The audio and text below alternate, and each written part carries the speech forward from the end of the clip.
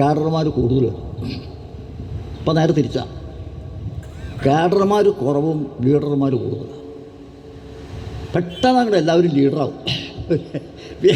അങ്ങനെ ഈ ലീഡറാവാനുള്ള അസാധാരണമായ ധൃതി ഇനി ആര് സമ്മതിച്ചില്ലെങ്കിൽ ഞാൻ സ്വയം തന്നെ ലീഡറായിട്ടാണ് പ്രഖ്യാപിക്കുക. അങ്ങനെ ലീഡറാവാനുള്ള വ്യഗ്രത കൊണ്ട് പൊറുതി മുട്ടിയ ആണെന്ത് മരിക്കുന്നത് വരെ കാഡറായി തുറന്ന ആളാണ് അരവിന്ദ് മാഷ്. ഒരിക്കലും അദ്ദേഹം ലീഡറായിട്ടില്ല. നന്ദൻ പറഞ്ഞില്ലേ ജാഥയുടെ പിന്നിലാണ് നടക്കാന്നുള്ള, അത് ഒരു അലങ്കാരികമായിട്ടില്ല, അക്ഷരാർത്ഥത്തിൽ അങ്ങനെയാണ്. അപ്പം ഇതൊക്കെ നമുക്ക് പൊതുജീവിതത്തിൽ നമ്മൾ എടുത്ത് സൂക്ഷിക്കേണ്ട സാധനങ്ങളാണ്. അല്ലാണ്ട് വഴിയിൽ തൂവേണ്ട, കല്ലിലും പുല്ലിലും തൂവിക്കളയേണ്ട സാധനങ്ങളല്ല. വളരെ പ്രഷ്യസ് ആയിട്ടുള്ള, നമ്മൾ എടുത്ത് കരുതി വെക്കേണ്ടതാണ്. പൊതുജീവിതവും സ്വകാര്യ ജീവിതവും എന്ന് പറയുന്ന രണ്ട് സംഗതിയുണ്ട്. അതിനൊക്കെ ഇടയ്ക്കൊരു മതിൽ പലരുടെയും നമ്മളൊക്കെ ഉണ്ട്. പൊതുജീവിതം ഒന്ന് വേറെ, സ്വകാര്യ ജീവിതം ഒന്ന് വേറെ. അതിൻ്റെ ഇടയ്ക്കത് ഒരു മതിൽ, ചൈനീസ് മതിലല്ല, ഇതിനെ ചെറുതാക്കണമല്ലേ. ഒരിക്കലും അങ്ങോട്ട് ഇങ്ങോട്ട് കിടക്കാൻ പറ്റാത്ത ഒരു ചൈനീസ് മതിൽ വെച്ചിട്ടാണ്. അതാണ്. അതിന് പകരം ഈ പൊതുജീവിതത്തെയും സ്വകാര്യ ജീവിതത്തെയും ആമരണം ഇണക്കിക്കൊണ്ടുപോയ ഒരാളാണ് ടി.വൈ. അത് രണ്ടിടത്തിൽ കണക്കാട്ടും, അതുകൊണ്ട് പറയാം.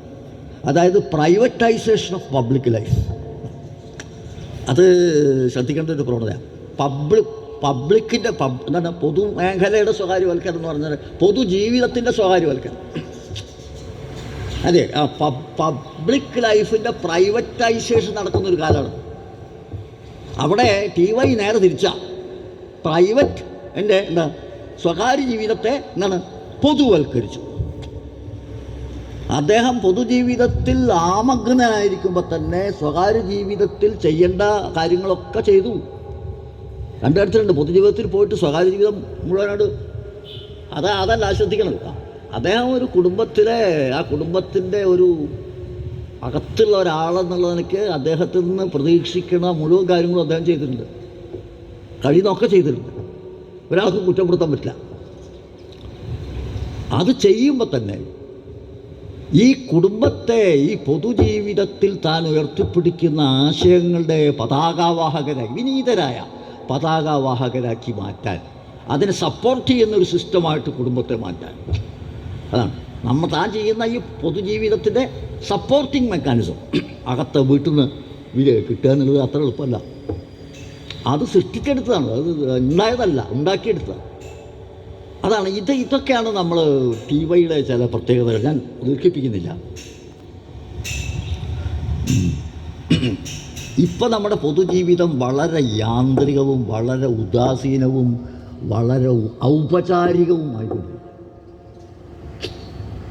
നേരത്തെ പറഞ്ഞ പോലെ പൊതുജീവിതത്തിലെ ലക്ഷ്യം എന്താണ്? പ്രൈവറ്റൈസേഷൻ ഓഫ് പബ്ലിക് ലൈഫ് എന്ന് പറഞ്ഞാൽ ഒരാൾ പബ്ലിക് ലൈഫിൽ വരുന്നത് അയാളുടെ സ്വകാര്യമായ ചില ലക്ഷ്യങ്ങളുമായിട്ടാണ്. ഈ അരവിന്ദാക്ഷൻ നേരത്തെ നമ്മൾ പറഞ്ഞ ലക്ഷ്യമല്ല, അത് സ്വകാര്യമായൊരു അജണ്ട ഉണ്ടാവും. അജണ്ട വെച്ചിട്ടാണ് വരണം. അതാ വരണേണ്ടതെന്ന് അറിയാം. നമ്മളെ ഈ മാറി നിന്നിട്ട് ഓരോരുത്തരും നമ്മളെ തന്നെ നിരീക്ഷിച്ചാൽ മതി. ഞാൻ എന്നെ തന്നെ നിരീക്ഷിച്ചാൽ മനസ്സിലാവും ഞാൻ എന്താണ്, എൻ്റെ മോട്ടീവ് എന്താണെന്നുള്ളത്. നമുക്കെന്നെ ചിലപ്പോൾ അറിയില്ല. പക്ഷെ നമ്മളെ പരിശോധിക്കണം, കീറി പരിശോധിച്ച് നോക്കണം. ആത്മപരിശോധന, ആത്മവിചാരണ നടത്തി നോക്കണം. അപ്പോഴാണ് നമ്മുടെ മോട്ടീവ് എന്താണെന്ന് മനസ്സിലാവും. നമ്മളൊക്കെ ഈ പൊതുജീവിതത്തിൽ നിൽക്കുന്നതിൻ്റെ മോട്ടീവ് എന്താണ്. അപ്പോൾ അങ്ങനെ സ്വകാര്യമായിട്ടുള്ള ലക്ഷ്യം വെച്ച് പൊതുജീവിതത്തിൽ പ്രവർത്തിക്കുന്ന ആളുകളുടെ എണ്ണം വർദ്ധിക്കുകയും, അപ്പോൾ സ്വാഭാവികമായിട്ട് എന്താ വരിക? പൊതുജീവിതത്തിൻ്റെ ലക്ഷ്യം ഒന്ന് വേറെ, സ്വകാര്യ ജീവിതത്തിൻ്റെ ലക്ഷ്യം ഒന്ന് വേറെ. സ്വകാര്യ ജീവിതത്തിൻ്റെ ലക്ഷ്യമായിട്ട് പൊതുജീവിതത്തിൽ കടന്നു വന്ന് പൊതുജീവിതത്തെ തന്നെ എന്താണ് അതിൻ്റെ ഉള്ളടക്കം, അതിൻ്റെ ഉത്തമമായ ഉള്ളടക്കത്തെ ചോർത്തിക്കളയുന്ന ഒരു കാലത്തിൽ ആണ് നമ്മളിപ്പോൾ ജീവിച്ചുകൊണ്ടിരിക്കുന്നത്. അതുപോലെ യാന്ത്രികമാവുക, ഔപചാരികമാവുക, അതിനൊക്കെ വ്യത്യസ്തമായിട്ടുള്ള ഒരു പൊതുജീവിതത്തിൻ്റെ ശൈലിയും മാതൃകയുമാണ്. വളരെ വിനീതമായി താനൊരു മാതൃക സൃഷ്ടിക്കുകയാണെന്ന് യാതൊരു നാട്യമില്ലാതെ എൻ്റെ ജീവിതം ജീവിച്ചുകൊണ്ട് ടി.വൈ. നമുക്കിടയിൽ, ഞാൻ പറയുന്നത് അദ്ദേഹം ജീവിക്കുന്ന ആളുകളുണ്ട്, ജീവിച്ച് കാണിച്ചു കൊടുക്കുന്നതാണ്. ഈ ഡെമോൺസ്ട്രേഷൻ ക്ലാസ്സിലൊക്കെ കുട്ടികൾക്ക് ഡെമോൺസ്ട്രേഷൻ എന്ന് പറഞ്ഞാൽ ഇത് ബോധപൂർവം ചെയ്യുന്നത്, ക്ലാസ്സിൽ ചെയ്യുന്നത് ഡെമോൺസ്ട്രേഷൻ നമ്മൾ ബോധപൂർവമാണ്. പക്ഷേ ഇത് അറിയാതെ നമ്മൾ ജീവിതം ജീവിച്ച് കാണിച്ചു കൊടുക്കുക. ഇങ്ങനെ ഒരു ജീവിതമാണ് ടി വൈയുടെ ജീവിതം.